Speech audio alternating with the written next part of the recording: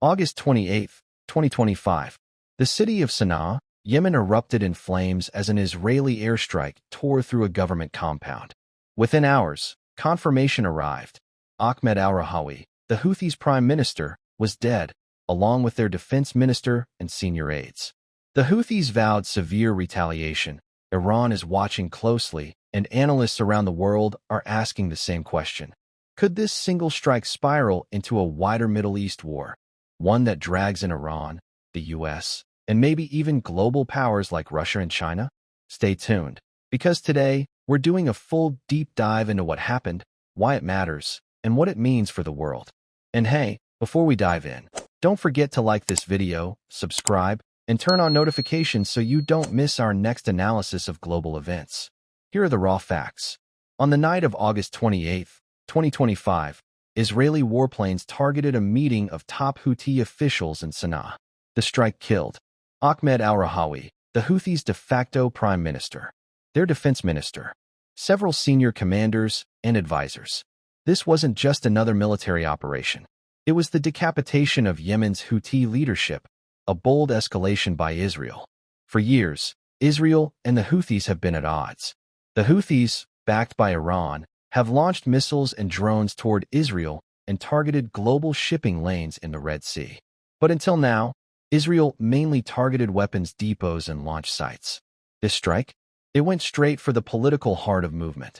To understand the impact, let's rewind. The Houthis are a Shiite rebel group that emerged from northern Yemen in the 1990s. By 2014, they seized Sanaa and ousted the internationally recognized government. Since then, Yemen has been trapped in one of the world's bloodiest civil wars. The Houthis are heavily supported by Iran, which supplies them with advanced drones, ballistic missiles, and training. For years, Saudi Arabia and the UAE fought against them, with backing from the US, but the war dragged on without a clear victory. By 2023, the Houthis turned their focus outward, becoming a thorn in the side of global trade.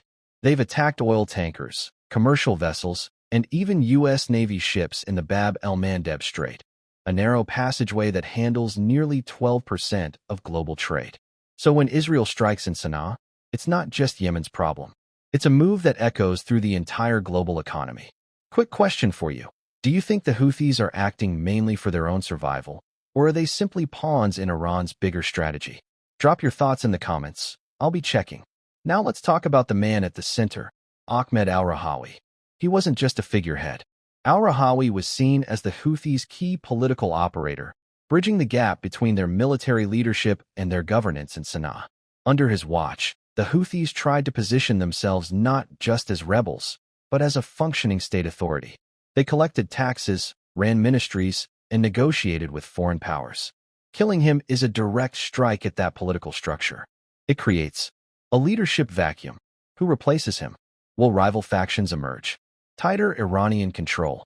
Tehran may step in to ensure the Houthis stay aligned. Retaliation pressure. The Houthis will want to prove they are not weakened. For Israel, this was about deterrence. For the Houthis, it's now about survival and revenge. So why did Israel do this now? 1. Escalating Houthi attacks. Over the past months, the Houthis intensified strikes on Israel, claiming solidarity with Palestinians in Gaza. 2. Red Sea disruption. Their attacks on commercial ships raised global shipping costs and threatened Israel's southern port of Eilat. 3. Message to Iran. By hitting political leadership, Israel is warning Tehran, your proxies are not untouchable. But here's the catch. Targeting leaders can backfire. History shows us that assassinations often radicalize movements rather than weaken them. Take Hezbollah in Lebanon. Israel killed senior leaders in the past, but the group only grew stronger. Could the same happen with the Houthis? Let's break down how this strike likely happened. Israel has advanced capabilities, from F-35 stealth fighters to precision-guided munitions. Analysts believe this strike involved long-range aircraft and possibly coordination with U.S. surveillance in the region. Hitting a meeting of senior leaders requires real-time intelligence. That means Israel had deep penetration into Houthi networks, or help from partners on the ground. This raises another question. Was Saudi Arabia or the UAE indirectly involved?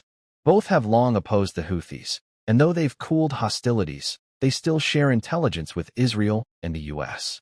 If so, this wasn't just an Israeli strike. It was a coalition move with bigger geopolitical weight. So what happens next? Iran. Tehran bankrolls the Houthis. It may push them to escalate further, perhaps with long-range strikes on Israeli territory or by targeting U.S. bases in the Gulf. The U.S.-American warships are already stationed in the Red Sea. If Houthis retaliate against international shipping, the U.S. could be drawn into direct clashes. Saudi Arabia. Riyadh has sought peace, but if the Houthis intensify attacks, Saudi could re-enter the war. Oil markets. Every flare-up in Yemen spikes global prices. Already, shipping insurance through the Red Sea is skyrocketing. If this continues, we could see ripple effects in global inflation. And then there's the wild card, Russia and China. Both nations have courted Iran and criticized Israel. If this conflict widens, could they throw diplomatic or even military support behind Tehran? This is where a local strike in Sanaa could morph into a global crisis. So let's circle back to the big question. Does this assassination stop future attacks, or does it guarantee more conflict? History suggests one thing. Removing leaders doesn't end wars. In fact, it often fuels them. The Houthis are weakened, but not destroyed. Iran is angry, but cautious. The U.S. is watching closely.